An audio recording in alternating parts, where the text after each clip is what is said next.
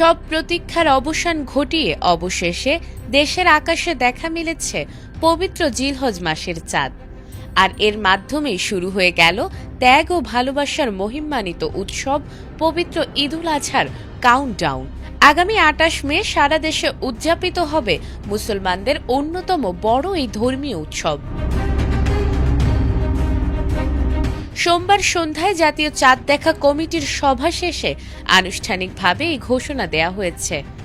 চাঁদের হাসির সাথে সাথে ঘরে ঘরে ছড়িয়ে পড়েছে ঈদের আমেজ। তবে এবারের ঈদের আনন্দে কিছুটা শঙ্কার মেঘ জমছে আবহাওয়ার পূর্বাভাসে। কোরবানির হাটের চিরচেনা ব্যস্ততা আর ঈদ উদযাপনে বাগড়া দিতে পারে তীব্র কালবৈশাখী ও বঙ্গোপসাগরের ঘূর্ণিঝড়।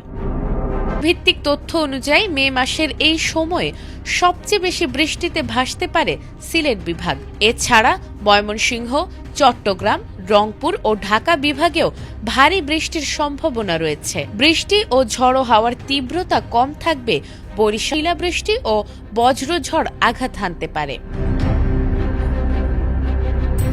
ঈদের দিনের আবহাওয়া কেমন থাকবে এই বিষয়ে আবহাওয়াবিদ জানিয়েছেন, যেহেতু এখন কালবৈশাখীর মৌসুম, তাই ঝড় বৃষ্টি হওয়াটাই স্বাভাবিক। মে মাসের শেষের দিকে দেশের কিছু অঞ্চলে